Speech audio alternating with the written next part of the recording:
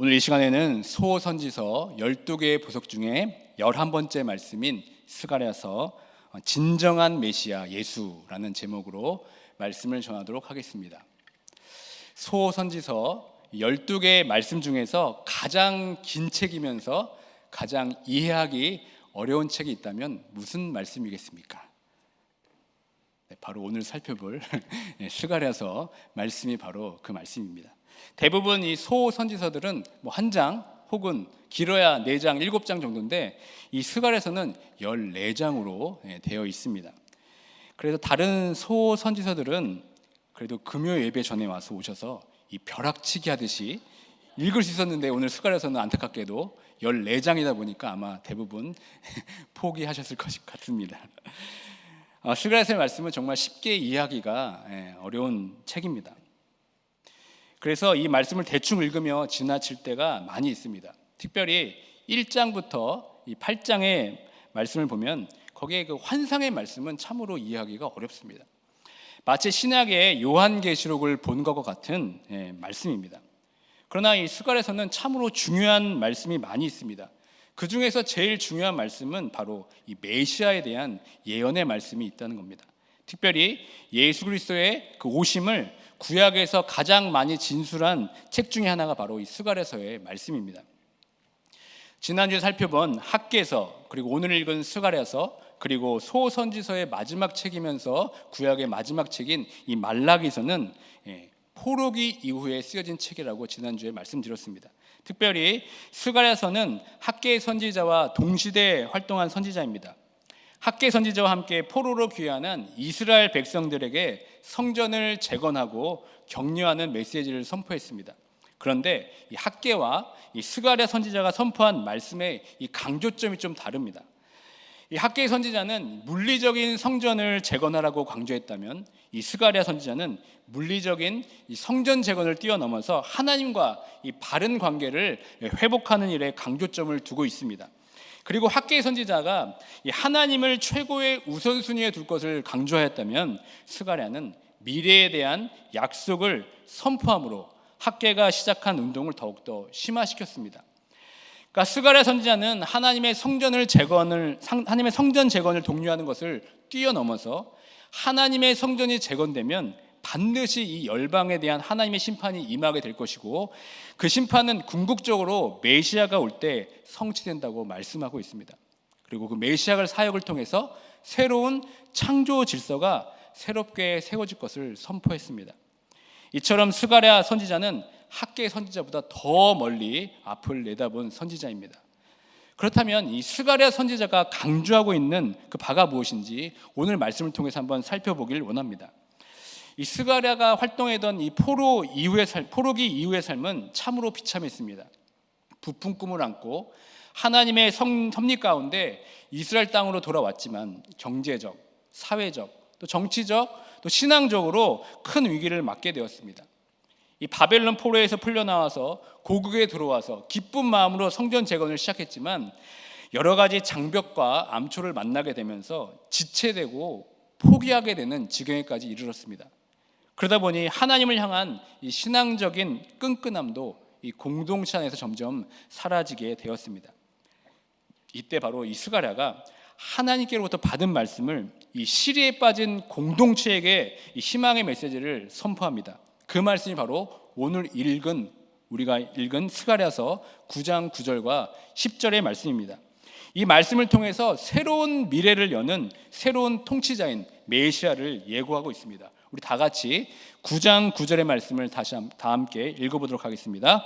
시온에 따라 크게 기뻐할지어다. 예루살렘에 따라 즐거이 부를지어다. 보라, 네 왕이 네게 임하시나니 그는 공의로우시며 구원을 베푸시며 겸손하여서 나귀를 타시나니 나귀의 작은 곳 곧 나귀 새끼니라. 여기서 시온의 딸과 예루살렘 딸은 누구를 가리키는 것입니까? 이것은 시온과 예루살렘에 거주하는 사람들 모두를 가리킵니다. 지금 그들이 겪고 있는 현실이 암울하고 힘들지라도 앞으로 오게 될 그 메시아를 보면서 기뻐하고 즐거워라고 스가랴 선지자는 지금 선포하고 있습니다. 특별히 9절 말씀에 보면 앞으로 메시아가 오게 될 그 특징을 어떻게 설명하고 있습니까? 그 메시아는 공의로우신 분이며 또 구원을 받으실 분이며 겸손한 분이기 때문에 기뻐하고 즐거워하라고 말씀하고 있습니다. 그 공의로우시고 구원 받으실 분이며 겸손한 메시아가 앞으로 이 땅을 통치하고 다스리시기 때문에 기뻐하고 즐거워하라고 지금 말씀하고 있습니다. 이것은 앞으로 새롭게 이스라엘을 다스릴 이 메시아적 왕의 인간적인 특징을 말하고 있는 겁니다. 그 메시아의 인간적인 특징 중에 첫 번째가 바로 메시아는 이 공의로우신 분이라는 겁니다. 이 공의로우는 이 히브리어로 차디크라고 하는데요, 이 뜻은 공정한, 올바른 이란 뜻입니다. 이것은 근본적으로 여호와 하나님의 성품이기도 합니다. 사람을 외모로 보지 않으시고 악을 악이라 규정하고 심판하시며 의인을 구원하시는 바로 하나님의 이 공의로움의 특징입니다. 이런 공의로우신 하나님을 대신해서 이 땅을 하나님의 공의를 수행하는 자가 앞으로 다스리게 될 것이다. 그게 바로 메시아다. 지금 스가랴는 말씀하고 있습니다.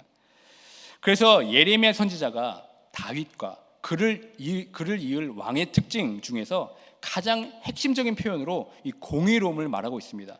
다 같이 예레미야 23장 5절과 6절의 말씀을 함께 읽겠습니다. 여호와의 말씀이니라. 보라, 때가 이르느니 내가 다윗에게 한 의로운 가지를 일으킬 것이라.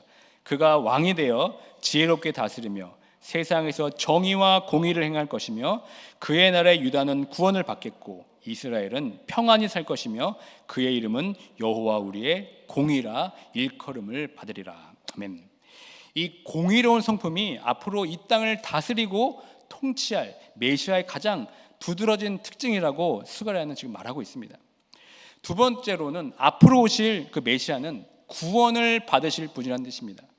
오늘 우리가 읽은 이 9절의 개역 개정으로서 보면은 구원을 베푸시며 이렇게 나와 있습니다. 그러나 사실 이 문장의 히브리어 원문을 보면 수동적인 표현으로 나와 있습니다. 이 단어는 다른 사람이나 이 하나님에 의해 구원받은 자를 가리킬 때 사용하는 단어입니다. 그래서 구원을 얻다, 구원을 받다를 의미하는 뜻입니다. 그러니까 다시 말해 앞으로 도래할 메시아적인 왕은 스스로의 힘과 노력이 아니라 철저히 하나님께 의지하는 사람이라는 뜻입니다. 그리고 마지막으로 메시아의 인간적 특징 중 하나는 겸손함입니다. 이 단어의 원문은 아니라고 하는데 이 뜻은 비천하게 되다, 온유하게 되다 또는 가난하게 되셨다라는 뜻입니다. 이는 앞으로 오실 왕은 일반적인 왕과는 달리 자신을 낮추시고 겸손하게 섬기는 왕으로 오신다는 뜻입니다. 어느 정도 겸손하냐면 앞으로 오실 메시아는 나귀를 타고 오시는데 그 나귀는 아주 작은 새끼라고 말씀하고 있습니다. 사실 이 왕과 나귀는 잘 어울리지가 않습니다. 나귀는 이 왕이 타는 것이 아니라 왕의 신하들이나 종이 나귀를 탔습니다. 나귀는 일반적으로 비천한 동물 가운데 하나입니다. 그래서 이스라엘을 구원하러 오시는 메시아가 이 작은 나귀 새끼를 타고 오는 일은 참으로 아이러니한 일일 수 없습니다. 그러나 앞에서 살펴본 이 메시아의 특징 중에서 메시아는 자기 스스로 구원하는 왕이 아니라 오히려 구원을 받으시는 하나님의 그 구원의 수혜자라고 이미 밝히고 있기 때문에 그러므로 비록 이 땅을 다스리는 메시아를 할지라도 그는 구원을 받아야 하는 겸손한 자이기 때문에 오직 하나님의 손에서만 움직이고 모든 성공 여부도 전적으로 하나님께 달려있음을 알게 됩니다. 이 메시아는 인간적으로 볼 때 너무나 연약해 보입니다. 너무나 보잘것없어 보입니다. 그러나 이 보이지 않는 전능하신 하나님의 손에 의해서 움직이기 때문에 무엇보다 강합니다. 하나님께서 모든 것을 책임져 주시기 때문에 무엇보다 강력한 것입니다. 이런 메시아가 나귀를 타고 오신다는 예언은 이 스가랴서 말씀 이전에 이미 창세기에 기록되어 있습니다. 창세기 49장 10절부터 12절의 말씀 다 함께 읽겠습니다. 규가 유다를 떠나지 아니하며 통치자의 지팡이가 그 발 사이에서 떠나지 아니하기를 실로가 오시기까지 이르리니 그에게 모든 백성이 복종하리로다. 그의 나귀를 포도나무에 매며 그의 암나귀 새끼를 아름다운 포도나무에 맬 것이며 또 그 옷을 포도주에 빨며 그의 복장을 포도즙에 빨리로다. 이 구절은 야곱의 그의 12 아들 가운데 유다에 관한 예언의 말씀입니다. 유다의 자손을 통해서 나타날 메시아를 예견하는 말씀입니다. 그래서 야곱의 예언을 통해서 유다의 후손 가운데 나귀 새끼를 탈 왕이 태어날 것을 이때부터 미리 예견하고 있었습니다. 참으로 놀라운 말씀이 아닐 수 없습니다. 그리고 그 예언의 말씀을 이 스가랴의 예언을 통해 다시 한번 지금 확인시켜주고 있는 것입니다. 그렇다면 그 메시아가 이 신약 성경에서는 누구라고 지금 밝히고 있습니까? 바로 나귀를 타고 오시는 진정한 메시아는 바로 예수님이다라를 신약 성경은 밝히고 있습니다. 마태복음에서는 이를 상세히 증언하고 있습니다. 예수님께서 예루살렘으로 올라가실 때 이 벳바게에서 두 제자를 보내시고 메인 나귀와 나귀 새끼를 가져오라고 말씀하십니다.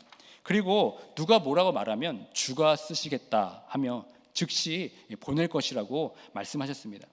그때 마태는 이 상황을 이렇게 진술합니다. 마태복음 21장 4절의 말씀입니다. 이는 선지자를 통하여 하신 말씀을 이루려 하심이라 일렀으되. 그러니까 마태복음에서는 예수님께서 나귀를 타고 예루살렘 성에 입성하는 것을 스가랴서의 9장 9절의 말씀을 성취된 것으로 말씀하고 있습니다. 그렇다면 이렇게 공의롭고 겸손한 왕으로 이 땅에 오신 메시아가 앞으로 이 땅을 어떻게 다스리고 통치한다고 지금 말씀하고 있습니까? 스가랴서 9장 10절의 말씀 함께 읽겠습니다. 내가 에브라임의 병거와 예루살렘의 말을 끊겠고 전쟁하는 활도 끊으리니 그가 이방 사람에게 화평을 전할 것이요 그의 통치는 바다에서 바다까지 이르고 유브라데 강에서 땅끝까지 이르리라. 그러니까 메시아가 이 땅을 다스리고 통치하는 방법을 어떻게 말씀하고 있습니까?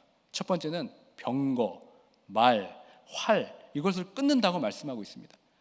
병거와 말, 활을 끊는다는 것은 무엇을 의미하는 겁니까? 그것은 이 전쟁 무기를 파괴하고 제거한다는 말씀입니다. 병거, 말, 활 이 모두는 전쟁에 필요한 필수 무기입니다. 이런 무기들이 제거된다는 것은 전쟁의 종식을 의미합니다. 여기서 언급되는 에브라임은 북이스라엘을 가리키는 것이고 예루살렘은 남유다를 가리킵니다. 이들에게 앞으로 이러한 무기들 없이 전쟁에 임한다는 것입니다. 보통은 병거와 말, 이 활을 확보하고 궁수들을 확보했느냐가 그 나라의 전쟁의 능력을 보여주는 것입니다. 그런데 하나님께서는 이 남과 북 왕국에서 이러한 전쟁 무기를 아예 다 없애버릴 것이라고 말씀하고 있습니다. 그리고 이를 통해 무엇을 전한다고 말씀하고 있습니까? 바로 화평, 즉 샬롬을 전한다고 말씀하고 있습니다. 이 말씀은 이사야서 2장 4절의 예언과 일치합니다. 다 함께 읽겠습니다. 그가 열방 사이에 판단하시며 많은 백성을 판결하시리니 무리가 그들의 칼을 쳐서 보습을 만들고 그들의 창을 쳐서 낫을 만들 것이며 이 나라와 저 나라가 다시는 칼을 들고 서로 치지 아니하며 다시는 전쟁을 연습하지 아니하리라. 아멘. 이런 전쟁이 종식되면 화평, 샬롬이 어디서부터 어디까지 임한다고 말씀하고 있습니까? 10절 하반절에 보면 바다에서 바다까지 이르고 유브라데 땅에서 강에서 땅끝까지 임한다고 말씀하고 있습니다. 이 말씀은 앞으로 오실 메시아가 전쟁 없이 무력 없이 화평으로 온 땅을 통치한다는 말씀입니다. 그런 메시아의 통치가 임하지 않는 곳은 이 세상에 하나도 없다는 말씀입니다. 그렇게 이 땅을 다스리고 통치하는 진정한 메시아가 누구입니까? 바로 예수 그리스도다 지금 말씀하고 있습니다. 성경에 말하는 메시아, 즉 공의로우시고 이 겸손하신 왕은 우리 눈에 볼 때는 아무 힘도 없고 연약한 모습으로 비춰집니다. 게다가 오늘 본문에서 보여주는 나귀를 타고 오시는 메시아의 모습은 너무나 우스꽝스럽게 보이기까지 합니다. 그래서 예수님 시대 백성들은 메시아에 대한 모습을 다윗과 같은 왕으로 기대했습니다.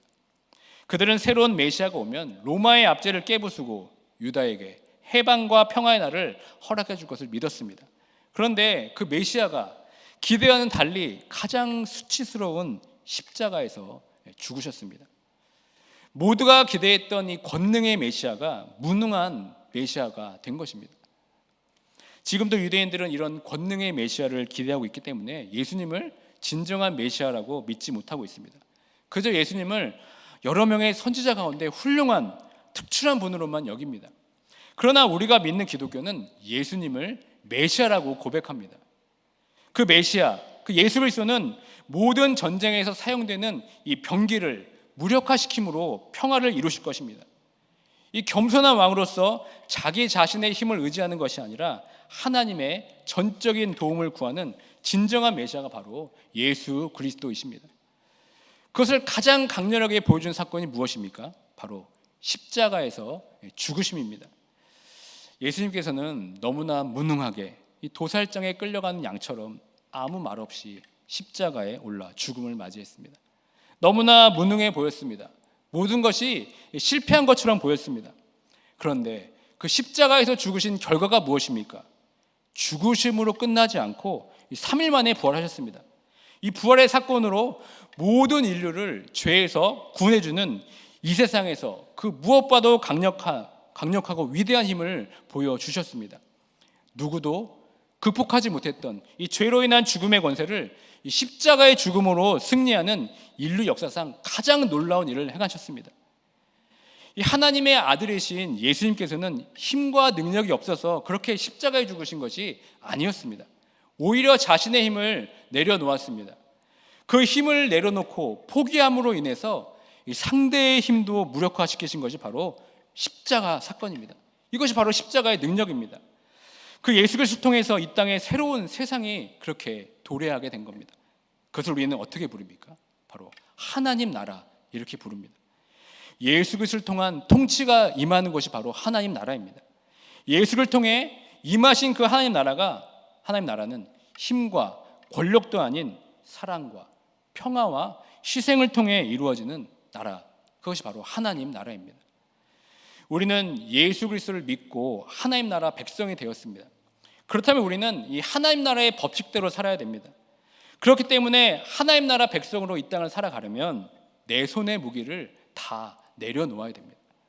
내 힘과 내 능력과 내 생각을 다 내려놓고 이 겸손한 마음으로 예수님께서 보여주신 그 사랑의 길, 평화의 길, 십자가의 길을 걸어가야 될 줄 믿습니다.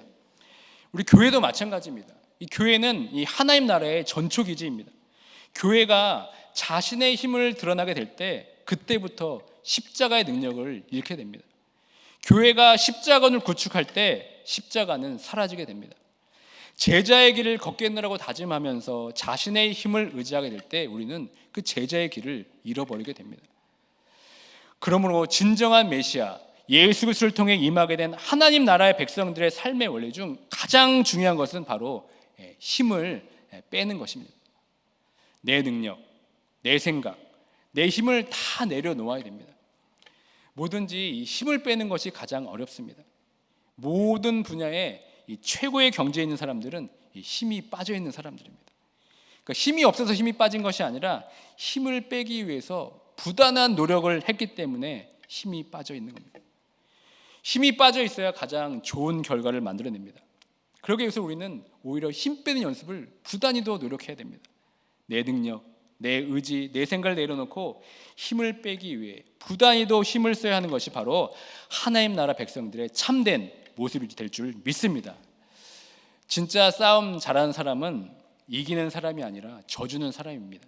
충분히 이길 수 있지만 한 발 빼고 물러서는 사람이 진짜 싸움을 잘하는 사람입니다.